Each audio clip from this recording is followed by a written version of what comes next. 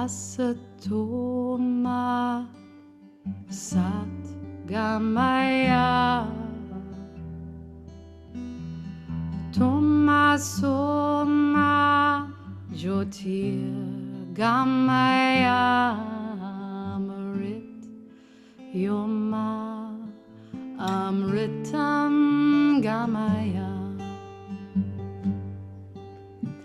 Asatoma Sat Gamaya Toma Soma Jyotir Gamaya Mrit Yoma Amritam Gamaya Asatoma Sat Gamaya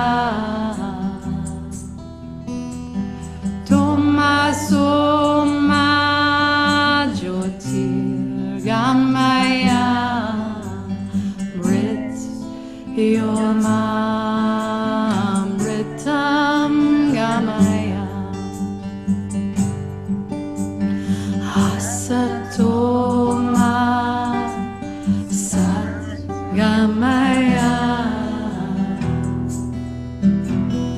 Toma Soma Jyotir Gamaya Mrit Yoma Amritam Gamaya Asatoma Sat Gamaya Toma Soma Jyotir Gamaya Mrit Yoma Amritam Gamaya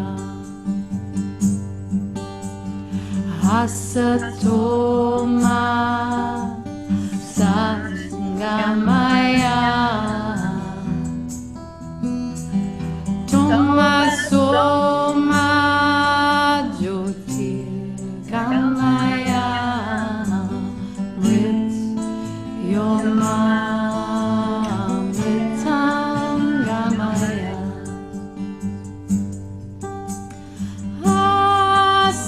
Asatoma Sat Gamaya Tomo Soma Jyotir Gamaya Mrit Yoma Amritam Gamaya Asatoma Sat Gamaya Toma Soma Jyotir Gamaya Mrit Yoma Amritam Gamaya Asatoma Sat Gamaya Toma Soma Jyotir Gamaya Mrit Yoma Amritam Gamaya Asatoma Sat Gamaya Toma Soma Jyotir Gamaya Mrit Yoma Amritam Gamaya.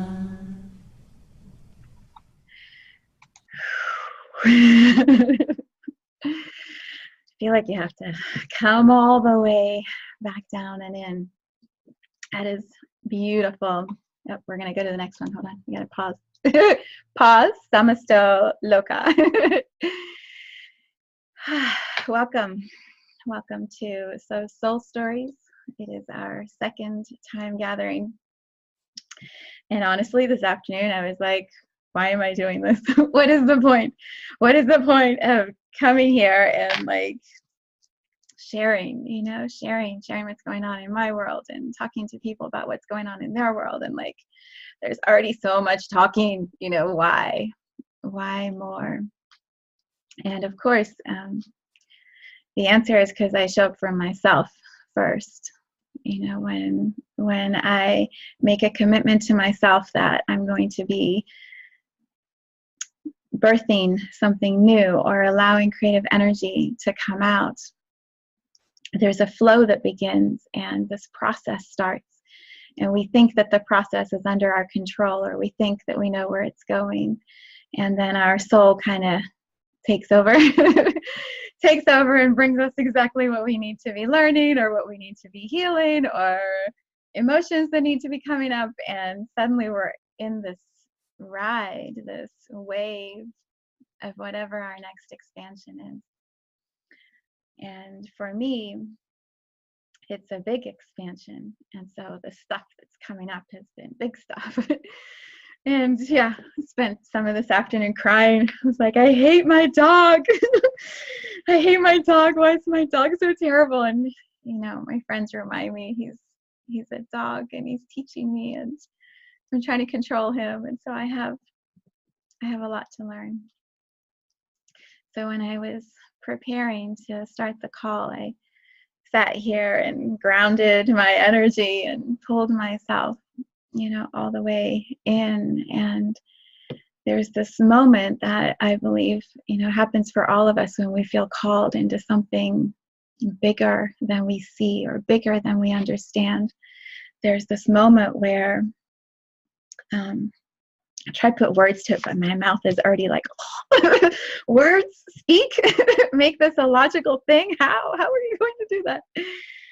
So there's this moment. Let me see if I can transmit it to you or share the feeling of it with you. So I closed my eyes and I was sitting right here, and I knew I had about 5 minutes, and I pulled my energy. So for me, when I pull my energy down, it's like I use gravity. I'll look my eyes for a sec. I use gravity to imagine that there's this vortex inside of myself, all the way at my feet, where my feet connect to the earth. There's this like, ooh, gravity is bringing my energy down and into my body. And it used to feel a little scary when that would happen, or like I was being roped in and I couldn't see what was going to happen around me. And so I'd be scared to bring my energy in. And what I find now is when my energy comes down and in, it's like, I'm here, I'm home. This place, I know this body, I know this feeling of being here. This is the best, safest place for me to be. This is where I am impenetrable and unbreakable and unshakable, and love, just this huge well of love, because everyone's energy ultimately is love. So when I closed my eyes and I started to pull my attention down into I come this way, so I come down and then I go lower, right, into my belly, into my hips, down my legs, down to my feet. And when you're pulling your energy down to your feet, all of your attention, your awareness naturally comes in. It's a vortex you create. It's like a plunger or a funnel, and the energy comes in. And so I sat here, I was present and grounded. And then I just asked the question, why? Why this space? Why this video? Why be here now? Why? And I could feel like the earth underneath me, the gravity just went boom, like, and I could feel the strength of the earth energetically underneath my feet, like way down at the core of our earth. And I could feel my connection to the earth. And then I could feel in my back this like movement of energy coming up my back. Some would call it Kundalini. To me, it's just It's just powerful energy that moves into your body because you connect fully to the earth. And I felt this energy come, and it straightened my spine. It strengthened my spine. And so there was this like,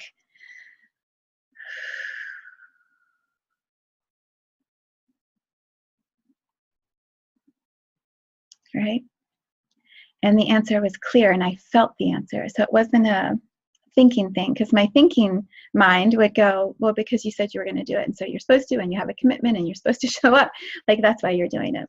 What I felt here from my solar plexus up into my heart is, you're here, you're doing this because you are called to do this, because you have committed to speaking for the planet, speaking for humanity, finding the ways where we bridge miscommunication, where we begin deeper healing, where the conversations aren't up here and surfacey, where the conversations are coming from the heart, where truth is spoken and known. That's why you're doing this.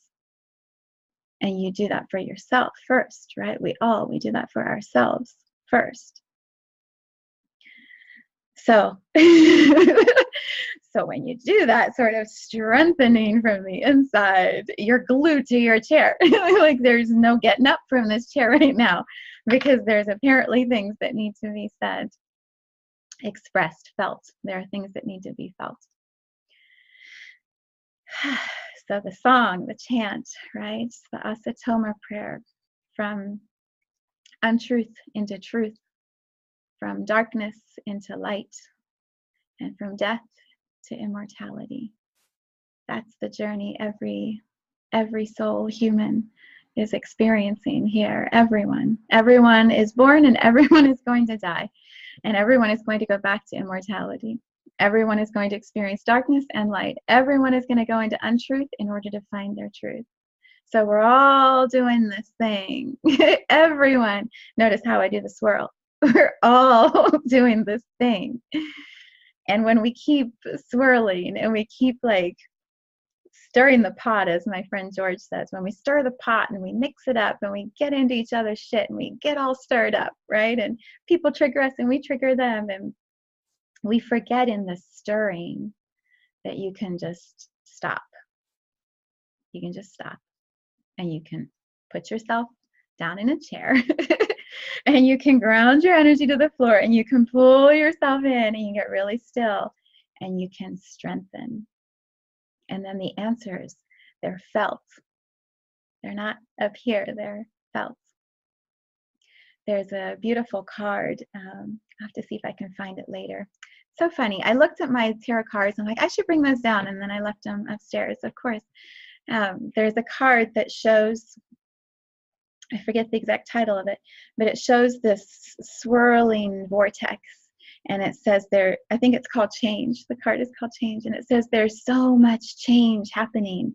And when you hang on to the outside of that loop, and you're just trying to grip, you're trying to hold on, right? This is what so many of us have done for so much of our lives. I'm just holding on. I'm holding on really tight. I know it's going to work out. I know it's going to get better. I know things are going to turn around, and we just hold on tight, right? And we're on the edges of that circle, of that loop. When we do that, all we're going to do is like a merry-go-round, like an amusement park ride.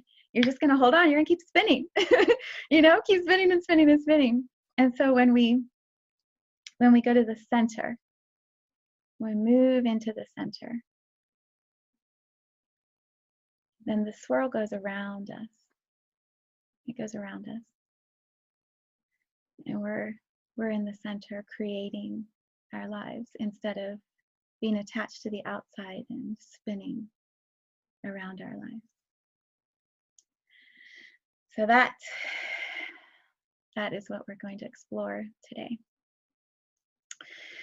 All right, my friend Alicia Mathewson is on, and I see it says she's talking, but I'm not sure that she's talking because she's on mute. So we're going to unmute and see if she has something she wants to say, and then we'll come right back. All right, I think you're unmuted. I was not talking. It said you were. It because Alicia Mathewson is talking. So you were energetically sending me a signal. You have something to say, my friend? Well, I was enjoying the center point. Awesome. You dropped into the center point. I feel like I should give you a proper introduction. May I introduce you? Sure. Okay, I was thinking about this earlier actually, because you told me you were going to be on. I'm like, I don't know if I've introduced Alicia Mathewson properly. All right, we're going to come back to the center point, or maybe that's what we're going to talk about, or we'll see where this goes. Alicia and Viv are alive. It could go anywhere. Are you up for it? Sure. Okay. All right. So Alicia Mathewson is the voice that you heard chanting at the beginning. She's on this screen, which is why I keep looking over here, because I have a picture of you that I can see. And yeah, so let me introduce you from my center point. You're a lot. I hear that a lot. It's like the best of compliments. I didn't mean it the way I said it. Okay, let's try that again. All right. Alicia Mathewson, singer, songwriter, storyteller, daughter of the most amazing mama who inspired the album 2012, Isn't It Amazing, which brought you into my awareness, which put you in my book, which put me in your sphere, which brings all of your music into my world. So honoring your mom. Beloved wife of the beautiful Kristen, who is amazing and delightful also. My friend, like Yes. from way back, way out, way that way. Yeah. Oh, and also you teach music, and you're teaching my son guitar, which is absolutely incredible. Your voice is from the angels. You're super hysterically funny. You get cosmic jokes. Like, I could go on and on, but that's probably enough for now. Yeah, we should probably bring some other people into the call to counter all that good stuff. Well, today, you and me, I think we scared everybody away. I think they're like, this is the Viv and Alicia show. So, I mean, we could just chat the whole time. I have other things to talk about, but, the mic is open if you have anything you'd like to share about your center point. Well, I was just enjoying when you dropped into it. And it reminded me of, my friend Derek has these little books and they all have a black dot on them. And he's often done a teaching around the circle and the dot that I've never totally gotten, but it feels related to what you were just expressing. Yeah. Because it's so easy to be on the outside. Like I've done that, and you're reacting instead of creating. Like we're out there trying to fix all the problems. I feel like I should give a quick example. So can't believe I'm going to talk about my dog, but I am. This is a really big deal. My dog is not allowed on our bed. And he decided today that he was going to get on the bed. And he didn't care. He literally just laid down on my side of the bed. And I walked into the room and saw him on the bed and I lost it really badly and screamed at him and put him in the crate and yelled and then started to cry because he was invading my space. So I was reacting. He was totally centered. Like in his existence, it was the perfect day, right? And then I came in with all of my spin and reacted. So he's teaching me a lot. We've talked about this before, you and I. I don't like the lessons at all, but it's like clearing out places where I know I can't control everything, and I've tried to, and I have to surrender today again. And I thought I was done surrendering. I thought I was done learning. And this dog, are you laughing at me? This dog is teaching me more than like my children right now, which is ridiculous. Sorry, pet lovers, but it is. It's all right. I'm going on. Stop me. Well, I think it's interesting because I think that animals are great gifts because they're not human. So we can't control them like we control humans. Did you hear the sigh? Like, are So you? yeah, so it's, I think that it's like me and my kitten right now. My kitten, I'm like giving it all my love, and then he like attacks my face. And I'm like, what's up? I'm like smiling at you with love. Why would you attack my face?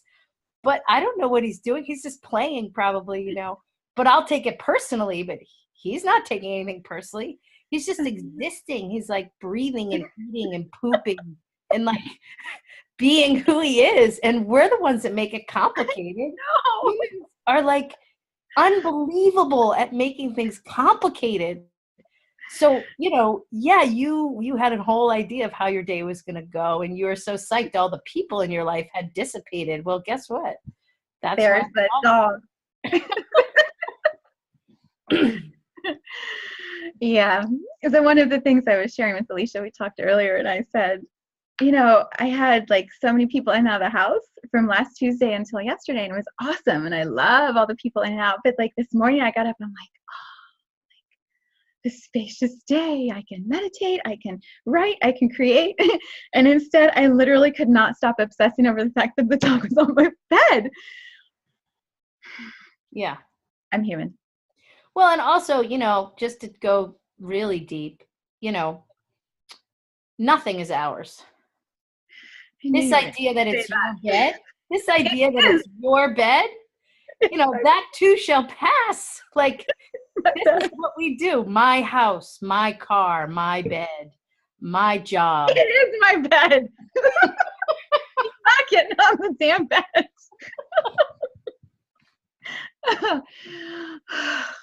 I know.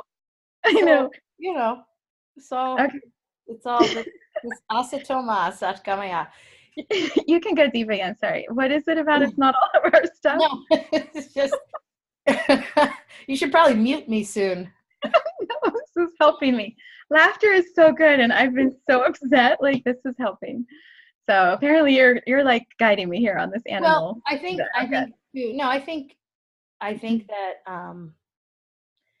you talked about it. You talked about the card change, and change, it can be very challenging, and even when we're on a conscious spiritual path. And I'll give a very deep example of my mom's passing. Like,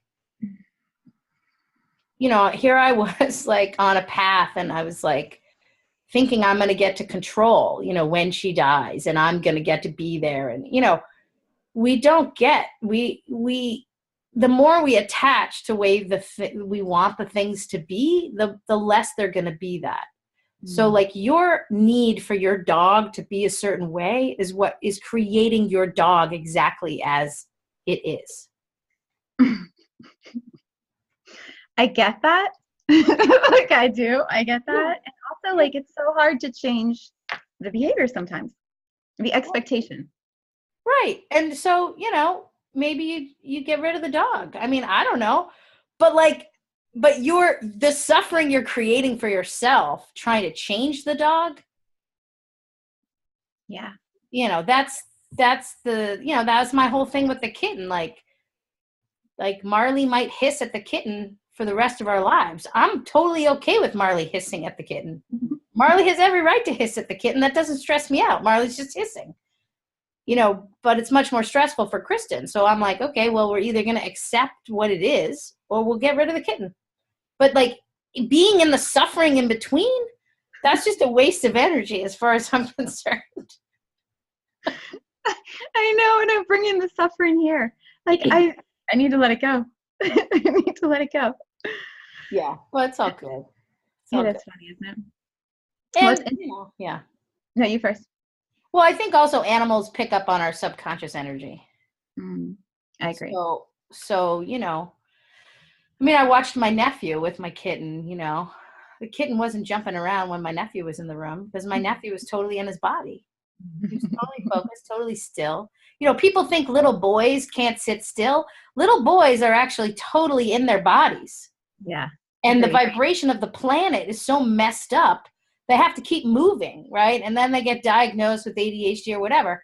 But they're Yeah. totally in their bodies, and it's the rest of the world that can't deal with it. All you have to do is see them with an animal. The animal is like right next to them because they're those lower dimensions. The animals are the lower dimensions. Mm. And so I think it's a gift for us to sort of be like, okay, how am I vibrating? Mm. And I think that hooks into your whole Gaia thing. It'd be interesting to kind of explore that.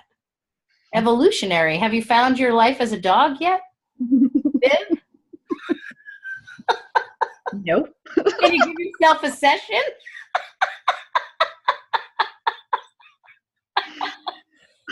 Oh, I don't think you shouldn't put this on YouTube. You should just keep this one for yourself. This is so fun. You know what I love is with you and I, when we talk, there's just no time for bullshit. It's like, figure it out. Like, figure it out. What are you doing? Like, move on. Move on and clear that. Yeah. Well, I'm And glad you like that. Not everybody in my life likes that. no, I like it a lot.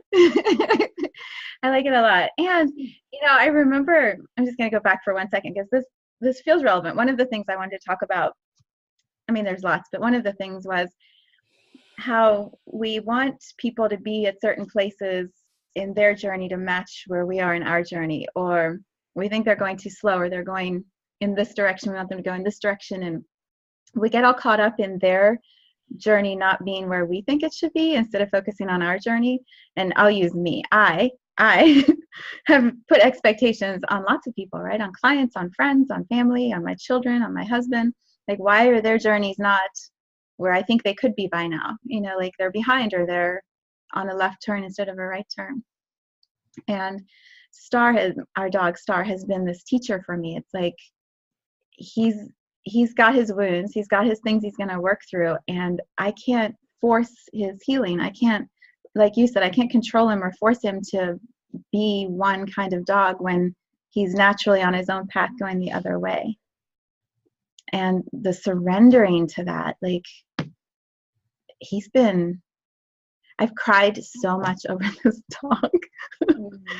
Yeah, but also, like, I've stretched and grown so much, you know, through the relationship with him. And often in meditation, like today, we've been doing this Deepak meditation, and I was sitting there listening to, you know, this beautiful music and trying to focus on the chant and just crying. I was like, why can't I love him more? And why did I yell at him?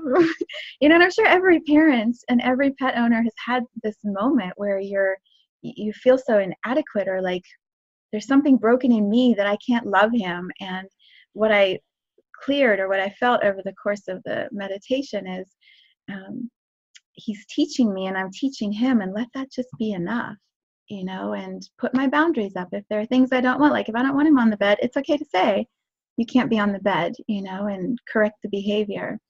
But the angst, like you said, the suffering, we do that in so many relationships. I don't believe it's just with our pets, but that's how it's playing out today for me. So yeah, it's interesting. That's very powerful, because part of what I heard in there is the idea that love can't sometimes be angry, or love can't be setting a boundary, or love can't be get off the bed. You know, our idea that to be loving looks a certain way. And I think to be loving is to be loving. And sometimes the being needs a certain kind of love that the being can only hear it that way. And, you know, that's tricky. We have to discern that, but it does sound like too, it's like, how can, like, I'll speak to myself. I know at times, how can I be comfortable with the different vibrations of love that come through me? Like, and if and they come towards you. yeah, yeah. Yeah. The ones towards me are not as, they're easier for me to manage than the ones that come through me and come out of me. I don't know if that makes sense, but like, I think I'm the opposite. So that's interesting. I haven't thought of it that way. I like that. Yeah. So in other words, like, if energy moves through me and I communicate it in a certain way, and somebody receives it like I'm a certain way, and they tag me that thing, can I sit in my truth with, well, I felt that coming through as love. And if I feel that's true, can I stay in that vibration and let them have their projected reality? Yeah. And not need to change their reality. Yes. And know my reality and just let them be in that. And Yeah. that, to me, that's the freedom, because then you're not in the angst of the tag. Mm-hmm. You're Mm-hmm. just being what feels true to you, and you're letting everybody else be what feels true to them. And for Star, it felt true to be on your bed. And for you, it was like, get off my bed. Yes. Yeah. You know, maybe you have some sort of fantasy about this perfect dog. I don't know. No dog? Just kidding. Just kidding. He's not going anywhere. We're keeping him, but we're going to work on it. I know. So back to the center dot. You know, it's good though. I feel and I know that it's connected to Star, which is why it keeps coming up in this conversation. Like, I have found a stronger center in the relationship that I've created with this animal. And I know he's bringing that to me. I remember when we first got him, he was a rescue dog, and very traumatized when he arrived at our house. He was about 8 months old, and barking and biting and aggressive, and also afraid, and diarrhea. And I mean, he was just a big mess of energy. And he brought up all my fears right away, you know, and I'm saying all this because I know this relates to other relationships. It's just playing out right now with a dog and a human. But all this stuff came up, and I would try to correct him, but I would use the same voice I used with my children, which was very loving and kind and treating them as adults and equals. And, you know, it wasn't working. He was jumping up and biting my hip and scraping me and attacking and running, and which made me more afraid. And then he would feel my fear and feed on it. And it was just crazy. So I had a couple of friends who are pet owners come over, and they started telling me about this alpha voice and using the alpha voice. And he would like stop. I was like, oh my God, this alpha voice thing is so cool, right? Like, that's an incredible way to control energy, to, you know, use your voice in a new way. And that has been a huge lesson for me over the last year, really, is dropping my voice lower in my body, speaking, and you do this so well, like you speak from your diaphragm, you know, speaking from low in my guts, and having the words be sharp and fast and, you know, precise, and learning one word commands so that, you know, the communication, there's no room for mistakes. It's clear. And that has been a huge part of our journey. And he likes the structure of that, which surprised me. You know, I always think, I have had the experience in relationships that people always want to be pleased, you know, do whatever you can to please them and make them happy. And what I'm finding is, when I'm saying what I want more, when I'm clear on the things that are my priorities and how I see my day going, or, you know, my two or three top things I want to accomplish today, sticking to those, and then merging other things around that, other people know how to communicate with me better. They know how to work with me better. More gets done because I'm so clear. I'm centered, right? I'm so centered and steady in what I'm accomplishing and creating, and then they can meet me from that space.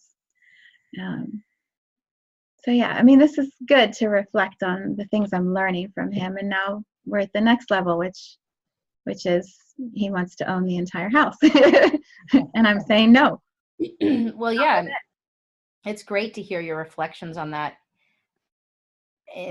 Like, I've always had access to my alpha voice, and I'm learning how to access a different, more gentle voice, because I have found that not everybody can handle the alpha voice. Mm-hmm. Right. And so, and I think, as somebody who communicates to large groups of people, and as we may be communicating to more and more larger groups of people, being able to access multiple vibrations of communication are crucial. And so Star is teaching you that, and you're going to be able to access that in a given moment, because, you know, I've seen this with Derek when he has worked with people. It doesn't happen as much anymore, but earlier on, he would have to get very intense with certain people because that's all they could hear, because they were yelled at their whole life, or And he would access that, but he knew inside of himself he was always love. But if you were just watching it, you would think, what's happening? Like, this is crazy, right? And that's what I mean about the courage it takes to put yourself out in the way that you're doing right now, and it's going to keep growing. You have to have that center point, and you have to have access to all your different vibrational tools so you can serve at the highest level and serve whoever shows up with all that. So yeah, you're being trained as you have always been. And I think the training continues. And I think the great cosmic joke is like, we crack up because we're like, really? It's my dog that's like bringing me to mastery? It's really my dog? Like, and yes, it is. It is your dog. He has come to bring you to self-mastery. And so stop yelling at him and thank him. Like every morning, you should just sit in meditation of gratitude for him. See what happens. Well, it's hysterical. And this is why I was so surprised today. So maybe he thought I gave him permission. But this morning I was just so full of love and I had this great spacious day. So I literally like sat down on the floor with him, which I don't do super often. And I started like massaging his neck and rubbing like I was, giving him Reiki or energy movement and running energy down his legs. I mean, I like totally was working the top part of his body and clearing energy. And he wouldn't even look me in the eyes like, why is she doing this so early in the morning? What's happening? So it's almost like I believe he felt I gave him permission, like I opened the door a little bit more. Oh, yeah, you can go lay on my bed. Not. Yeah. And that's the dance, right? Like that's the dance that we do in relationship. It's like one expands and then the other's like, how far can I push with this expansion? And until the other person puts some sort of boundary up, a lot of relationships will just keep pushing and they'll see how far they can take it and they'll get more in your face, right? Like they'll come all the way in until you tell them to back up. Yeah. That's all I got for this moment. Is there anything else you have?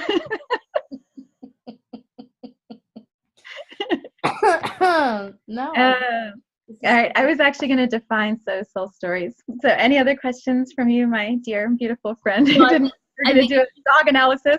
I think you should mute me now. I love you. Thank you. Love you too. Oh, so fun. So fun. All right. Who knew it was going to be about our dog today? But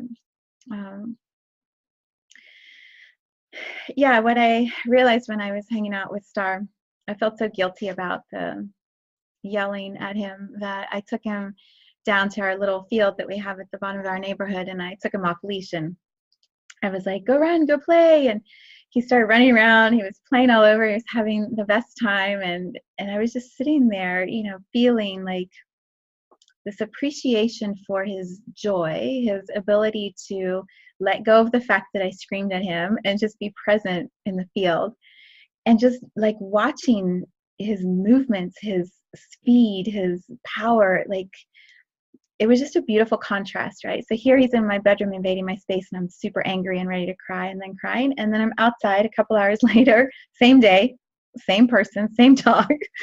And I'm sitting in the sunshine and the sky is literally like, the sky lately has been so blue, this beautiful blue sky. No one's around. The wind is moving through the trees. I'm just sitting, listening to a recording and watching him run and feeling like just all of the elements of nature, how present nature is, how beautiful, how abundant. I could hear the little stream that he likes to splash in, all the water moving through that. It was just beautiful. And so when I was sitting there just feeling like, here's this dog who is just as much a creation of nature as the trees that I admire, as the sun that I love and worship. I love being in the sunshine, as the wind, like just as much as me, as any other being that exists. And, feeling like humbled that I think I know more, that I think I have the authority or the decision-making power over his experience. So it's an interesting journey for me. I feel like emotions and awarenesses are happening so quickly for everyone, not just for me, for everyone. And you can be fixed on this one experience, this one way that you think things are going. And then in just an hour, sometimes in a few minutes, it's like this whole contrasting experience is happening that feels just as real. And then you're left trying to figure out, which one is your truth, which one is more important or more real or more your center point than the others. And so it's a busy energy in this world. It's a time with a lot of different viewpoints and opinions coming in and information overload, and that swirl is a real experience, that is very easy to stay in. So I talked about this last time, but the practice of meditation, the practice of mindfulness, stillness, for some, all of that is achieved in yoga, or just like I was, just sitting outside and being still and feeling and experiencing nature. There's all these different ways that we can come back in, bring our awareness back in, and then find that place in the center of us that's like, no, what I know is real is this, and for me today, the truth, like my deepest truth is, I know Star is here to remind me to be present. I know he's here to remind me to play and to laugh and to get outside. Like, he gets me out into nature more than any other person or being I've ever known, right? He has to be walked, and we don't have a fence, so I got to get him outside and walk him. And every time I get him outside, he brings me back to nature again. And I find stillness once again. So whatever the practice is for you, or if you don't have one, just start, just start by doing what I did at the beginning of the call. Like, be in a chair, be in one place, and gather your energy, call your awareness, your attention into your body, and you'll feel it. It'll fill up, on the inside and land. And then there's just this solidness. And then the answers are clearer, and, you become more loving. I know Star is like, thank God I take her outside. She's so much nicer to me when she goes for a walk. Star walks me, and I'm a nicer human for the walks. So, all right, we are now wrapping up the part about Star. Okay, what I was going to start with before all of that came forward, I was reflecting earlier about the power of language and words, and my reflections, my blogs that I share every week at the end of the week are a summary word, looking back at what the experience was of this week. How would I capture it, or what's going on in my life right now? Is there one word that sort of holds the vibration, as Alicia says, or the energy, of the experiences of the week? And it usually comes in yoga. So I have yoga on Thursday mornings with my mom. And in the last part of the meditation, I'll usually ask, because I'm so centered and solid, and I'll just ask myself, my soul, like, what's the word? And it always just pops right in. And then it's perfect. It's always exactly, when I look up the definitions on Google, I'm like, that's amazing. Like, how did I not know that definition of that word? And, that's exactly what I've been experiencing. And, then I'll sit with my phone and I'll record my blog article on Friday mornings, and I just talk about whatever comes through me about that week. And the word is the way into sharing my reflections. So when I was feeling, so soul stories, I describe a little bit of it on my webpage. But there's a deeper resonance, a deeper connection that we have when the voice activates the stories or shares, right? There's this energy that comes through when it comes out of your voice. So I thought I would describe, hold, share the vibration of soul stories. Knowing that when I speak my truth, there's an activation connection that is felt by you by listening to my truth, and then it brings up more awareness in you, or a deeper dropping into your own knowing. When truth is spoken, it creates more truth, it creates more light. When centeredness is modeled or embodied, when centeredness is embodied, then there's a matching vibration that you can have, so that you are embodied in your own centered point, matching the way I'm doing it. So yeah, from there, let me share. When we are named as humans, the name has a meaning, whether the parents, research it or not. And there are so many, 1001 names for boys or girls, or, different variations of names, or, you can look it up on Google, and there's just millions of ways to pick a name. But when a name is gifted or given to a baby, that name sets the vibration for that human for the rest of their journey. And sometimes that name is exactly what the soul, let me see how to say that.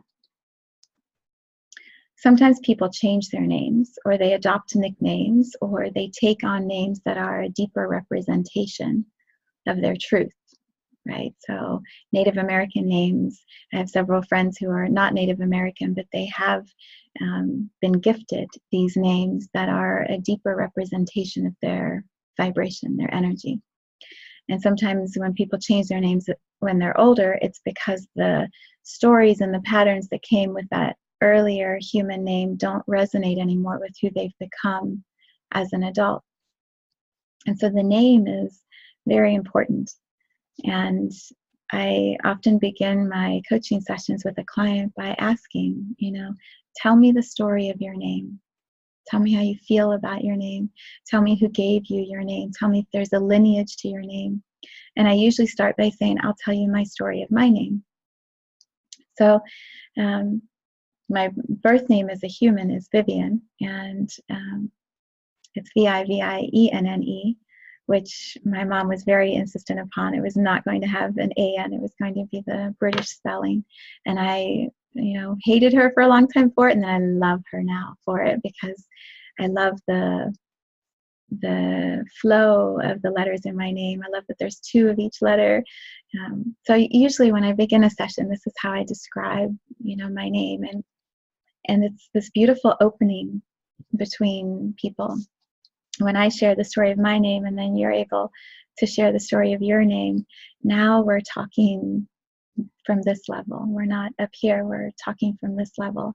And it immediately allows entry into a really beautiful conversation, and whatever comes up in the coaching. So I've believed, and I know my human name is Vivienne, and I love that. And then I've always sensed like there's this, soul inside of the human body. Not everyone believes that, but I firmly believe that. And some people call it energy or essence or spirit. For me, soul is just the beautiful expression of the consciousness that is guiding or driving the human experience. So consciousness doesn't have form. It's energy, it's formless. And in this planet that we live on, Gaia, Earth, the experience is a physical experience. So consciousness takes on a physical body to function, to work, eat, sleep, breathe, do all these things that we do.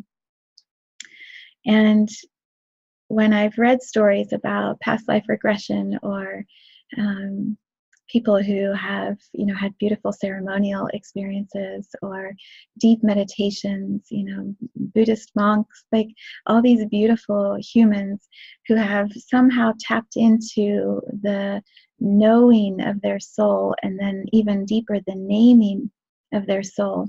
It's usually a sound. They're not always names that we would understand as humans. And I've always been curious about that. Dr. Michael Newton wrote his book Journey of Souls, and I just love that. And I followed other books from that path on. And I always thought, like, if I have a session with him, that's the question I'll ask. I want to know what my soul name is. And 2 years ago, about a year ago, I was with friends and we were at a retreat, and we were just having this conversation, and we said, what are your soul names? And just literally out popped Vibin. And I was like, oh my God, Vibin? Like, that's a cool soul name. I like that, right? And so I rebranded everything to Vibin because I could feel the truth of that inside of me. I'm like, Vibin, yes. And so I rebranded all my stuff, and I was so excited. I'm like, Vibin, it's Vibin. I love the vibration of that, right? Vibin is about vibration and resonance. Vivian, by the way, in Spanish is pronounced Viven, and it means they live, right? They are awakened, they live. And I've always loved the expansiveness of that. I'm here to bring information so they can live. Who's they? I don't know. I don't know, but I'm here for they. And it's been this joy of like service, because my name means that. And then this odd thing started happening. It's probably like January of this year. This odd thing started happening. My phone, and I describe this on my webpage, but my phone, I would type a text and I would put it in like normal, and I'd go back to read it, and the capital I was changed to so, a lowercase so, over and over again, like almost every time I texted. And I would get so irritated. I'm like, what is wrong with my phone? Like, I'm trying to say I, why does it keep saying so? I don't get this. And it months this went on, and it became funny after a while. I'm like, how many times is my phone going to do this? Because most people, you say I a lot in your text, because I'll be there at this time, I'm on my way, I will see you soon. Like, I is a pretty important pronoun in text, and it was constantly changing it to so. And then in my meditations, there was just this, like, I don't even know how to explain it. It was just a feeling of like the word so would come up. And I didn't understand. And I'm like, this is really odd. My soul name is Vibin. I already know it. Like, I already got that. I already know what my soul name is. And then I went to a retreat again in April. And in the middle of a meditation I was making for myself, I create meditations for myself, and then I'll play them. And it's my soul that's speaking through that meditation. And so I drop in deeper in my meditation. I access more. And so when I make them for myself, they're a really beautiful experience. And in the middle of the meditation, I just simply say, like, my soul name is so. Just matter of fact. And I listened to it the next day. I was like, of course. But then I got confused. Like, how many names do you have as a soul, right? How many names do you have? I feel like I'm going on about this for a while, but it's also, it feels very important that we connect at this level of names. Vibin is the nickname, the way that I believe I am known by consciousness on a bigger level. I know I have lived many, many lifetimes. I know I am an old soul. I've always known that. And in our work as souls, we are guiding and teaching others. And in that work, in the guiding and teaching of others, I believe I am known as Vibin at a consciousness level. There's a vibration I hold within large groups, and that Vibin name is the name I've been given for the work, the space holding work that I do. Vibration of love and space holding. So feels like this name that when a soul is birthed into existence, when your consciousness is first created, it's actually not this, it's like an implosion of energy, right? It's consciousness is light and sound and breath. So if you imagine, in my book I describe there's 7 elders, 6 elders in source, and they are this energy field. And so when they expand out, there's a way that it comes, like, this is so interesting to describe. When a soul is birthed, a soul is light is breath. So something new gets created. So you can't create something, well, you could create something new by scattering it out, but then it would be always out. When you bring your energy in, it's just like I was describing at the beginning of the call. You harness your awareness and you come in. You create form by breathing in. And a soul is birthed from the energies of other souls. It creates new by coming in. I hope this is coming through. It's a beautiful feeling. Like the creation of a soul is an implosion. It's not an explosion, it's an implosion. And new is formed. New is birthed. Something new is brought into existence, right? It's like a baby. Like the baby is a sperm and an egg creating something new and then birthing that new into the world. And that's exactly how consciousness is creating new. And consciousness creates new in tribes, in pods, in gatherings. So for me, there's this collection of souls, 14 of us, and we are all created in this one tribe of intention, right? This field of energy where the intention is specific. And every soul has that same experience. Every soul is birthed with other souls, a small group, and they're your tribe. They're your pod that you travel with from no time to no time, from the beginning to the end, from the creation until the creation no longer exists. That's your tribe. And when you're birthed into that tribe, you're birthed with sound. And that sound is very unique and individual. And for me, that sound is so, and I know that. I just know, like even saying it, I feel the joy of being able to say that out loud. Like that is my name. That is the core. That is my center. The sound so is my center. And through all the lifetimes I've lived, through all the dimensions I moved through all the planets that I may or may not have gone to, there's a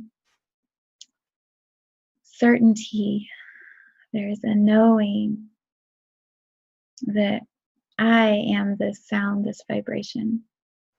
And no matter what happens to the body known as Vivian, or how long I live, or what I do with my life, or what I create or don't create, at the end of this human existence, that centered sound of so continues and changes form and goes on to the next level of consciousness, the next creation that's after this.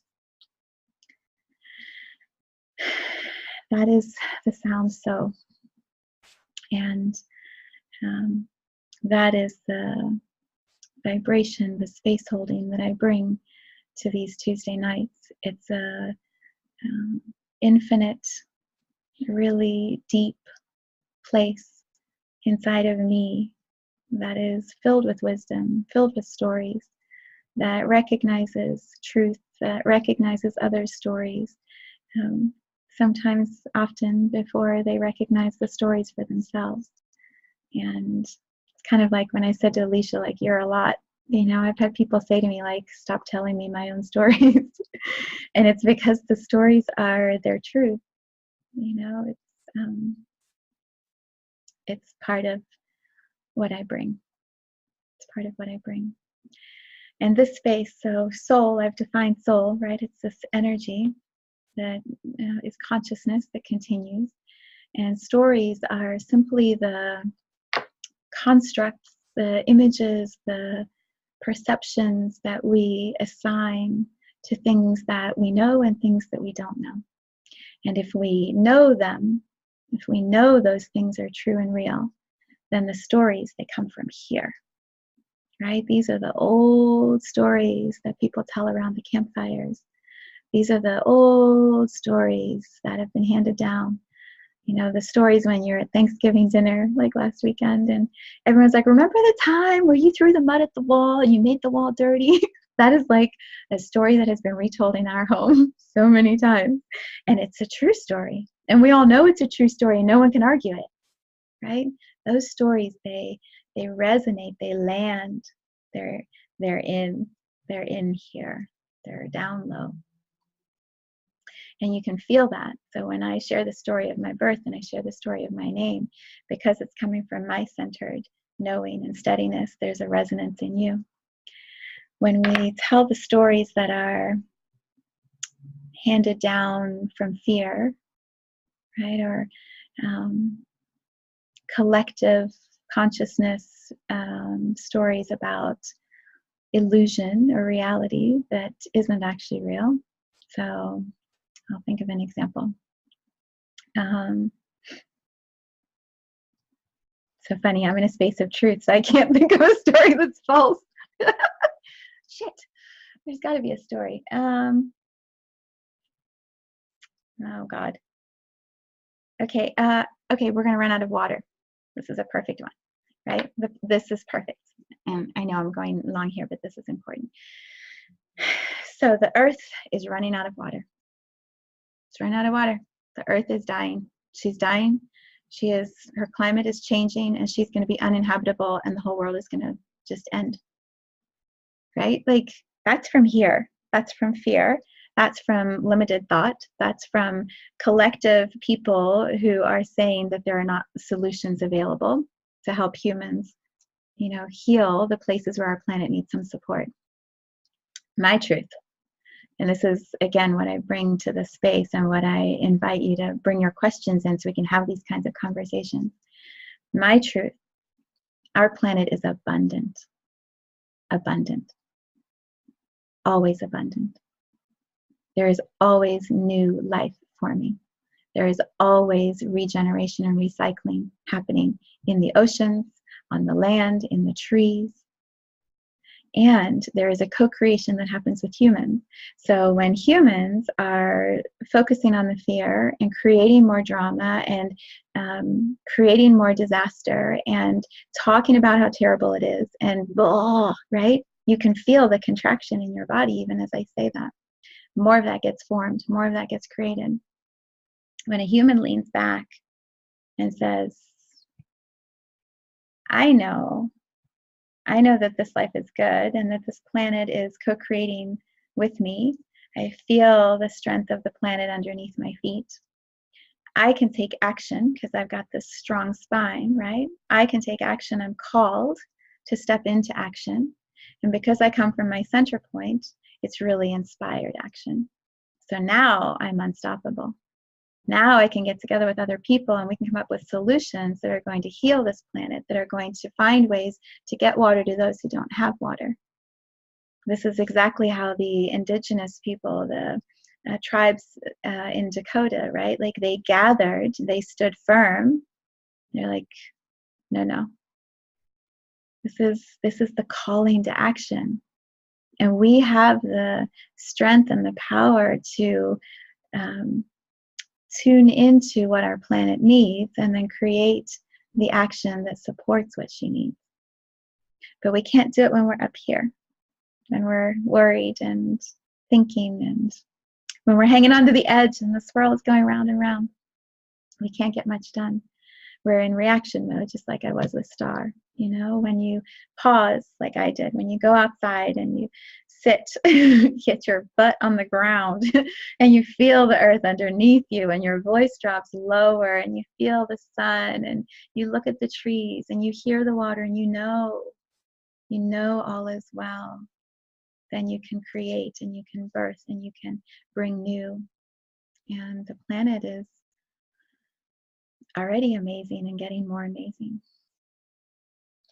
So soul stories. I was going to start with that an hour ago and it was going to be about 10 minutes and there you go. We're going on. All right, I've said more than enough for today. I invite you to come and play next week. Bring your questions.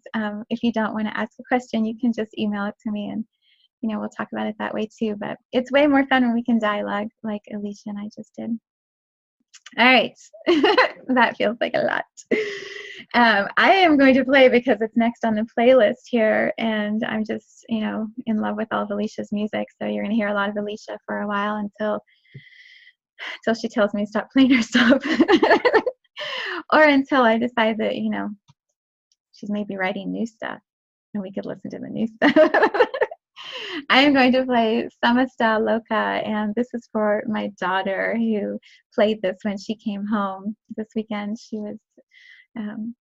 was so excited. She came into the kitchen and she just wanted to hear this. So this is for you, Callie.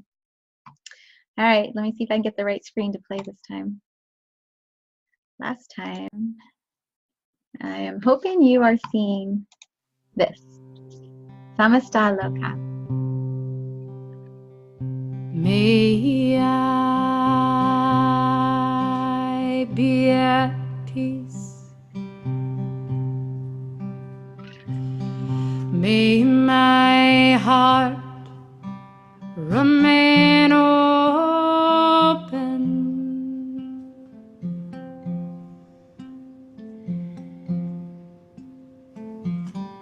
May I awaken to the light of my own true nature.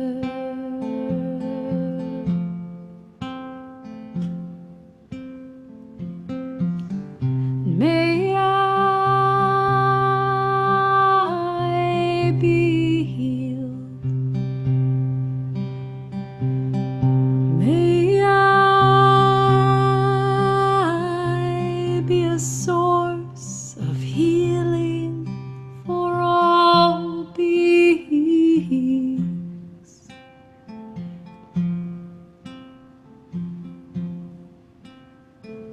And may we be at peace. May our hearts remain open.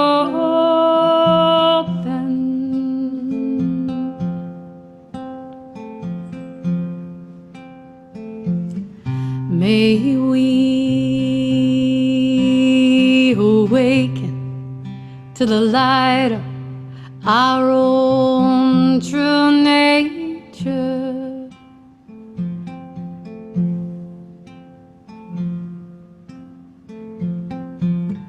May we be healed.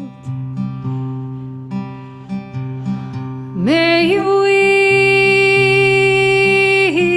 be a source of healing for all beings, for all beings, for all beings.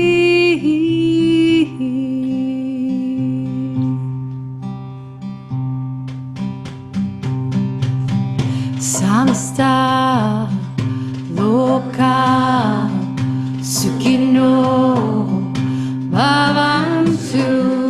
Samasta Loka Sukino Bhavantu. Samasta Loka Sukino Bhavantu. Samasta Loka Sukino Bhavantu.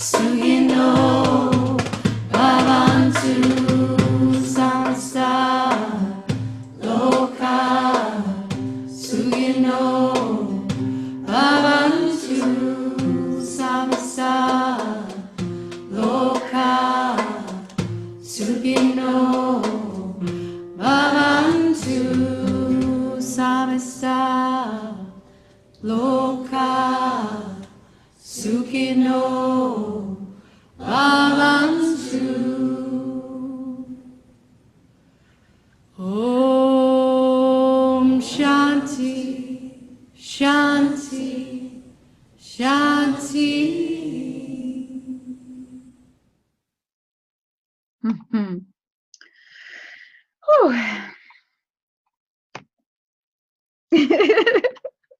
Pretty amazing.